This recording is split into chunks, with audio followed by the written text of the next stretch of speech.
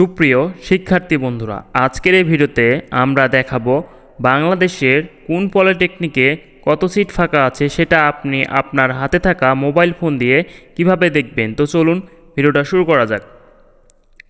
ভিডিওটা শুরু করার আগে জানিয়ে রাখি, ডিপ্লোমা ডিগ্রির চ্যানেল ডিপ্লোমা সম্পর্কিত অর্থাৎ পলিটেকনিক ভর্তি সম্পর্কিত যাবতীয় সকল তথ্য সবার আগে প্রকাশ করে থাকে। এই জন্য ডিপ্লোমা বা পলিটেকনিক সম্পর্কিত যাবতীয় সকল তথ্যের জন্য আমাদের চ্যানেলটি সাবস্ক্রাইব করে আমাদের সাথে থাকবেন। ধন্যবাদ।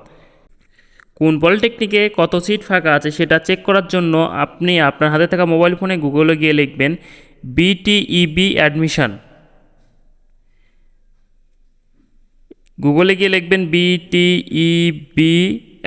বিটিইবি অ্যাডমিশন লিখে সার্চ দিলে আপনার সামনে প্রথম যে ওয়েবসাইটটা ওপেন হবে, অর্থাৎ এই যে প্রথম যে ওয়েবসাইটটা ওপেন হবে সেখানে ক্লিক করবেন। সেখানে ক্লিক করলে আপনাকে একটা ইন্টারফেসে নিয়ে যাবে।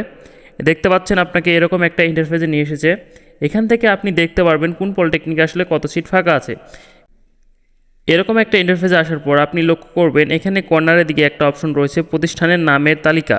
এই প্রতিষ্ঠানের নামের তালিকাতে আপনি ক্লিক করবেন। এই যে দেখুন এখানে দেখা যাচ্ছে যে প্রতিষ্ঠানের নামের তালিকা, এই যে প্রতিষ্ঠানের নামের তালিকা, এখানে ক্লিক করলে আপনাকে ঠিক এরকম একটা ইন্টারফেসে নিয়ে আসবে। দেখতে পাচ্ছেন যে এখানে institute list and available seat, অর্থাৎ এখান থেকে আপনি দেখতে পারবেন যে কোন প্রতিষ্ঠানে কত সিট ফাঁকা এবং ইনস্টিটিউট লিস্টগুলো আপনি সব এখান থেকে চেক করতে পারবেন। এই জন্য আপনি যদি ডিপ্লোমা ইন ইঞ্জিনিয়ারিংয়ে আবেদন করে থাকেন তাহলে এখান থেকে ডিপ্লোমা ইন ইঞ্জিনিয়ারিং সিলেক্ট করবেন। এখান থেকে ডিপ্লোমা ইন ইঞ্জিনিয়ারিং সিলেক্ট করলে আপনাকে ঠিক এরকম একটা ইন্টারফেসে নিয়ে যাবে। দেখতে পাচ্ছেন এরকম একটা ইন্টারফেসে নিয়ে আসবে। এখান থেকে আপনি জাস্ট এখান থেকে সিলেক্ট প্রোগ্রাম, অর্থাৎ আপনি কোন প্রোগ্রামে আবেদন করেছেন, ডিপ্লোমা ইন ইঞ্জিনিয়ারিং না ডিপ্লোমা ইন এগ্রিকালচার না ডিপ্লোমা ইন ফরেস্ট্রি না ডিপ্লোমা ইন টেক্সটাইল, আপনি যেখানে আবেদন করেছেন ঠিক সেটা সিলেক্ট করে এখান থেকে আপনি ডিস্ট্রিক্ট সিলেক্ট করবেন, অর্থাৎ আপনি কোন ডিস্ট্রিক্টের সিট দেখতে চাচ্ছেন।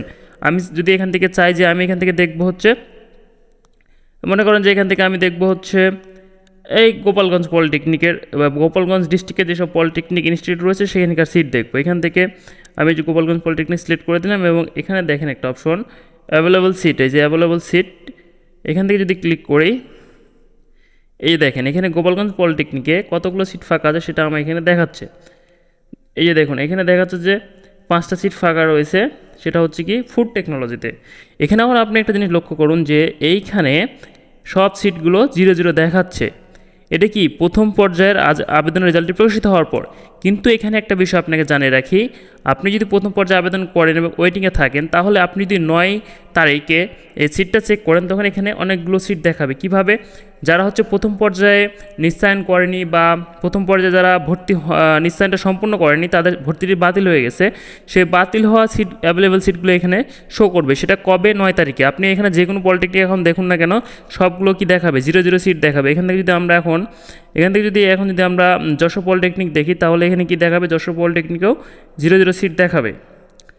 0 সিট দেখানোর কারণটা অবশ্যই আপনারা বুঝতে পারছেন। দেখেন এখানে থেকে 0 সিট দেখাচ্ছে, কিন্তু এখানে যখন আপনাদের প্রথম পর্যায়ের সম্পূর্ণ ভর্তি প্রক্রিয়াটা শেষ হয়ে যাবে তখন যারা এখান থেকে বাদ পড়বে এবং যারা সিটগুলো দখল করে রেখেছিল সেই সিটগুলো কিন্তু ফাঁকা পড়ে যাবে। সেই সিটগুলোতে আপনারা ভর্তি হতে পারবেন, অর্থাৎ ওয়েটিং থেকে চান্স দেওয়া হবে বা দ্বিতীয়বারে যারা আবেদন করবে তারা এখান থেকে চান্স পেতে পারবে। এজন্য এখানে 9 তারিখ সকাল 10টার পর আপনি যদি চেক করেন তাহলে এখানে অবশ্যই অনেকগুলো সিট ফাঁকা দেখাবে। আমি অবশ্যই 9 তারিখ দেখানোর চেষ্টা করবো যে আসলে কতগুলো পলিটেকনিক কতগুলো সিট ফাঁকা আছে।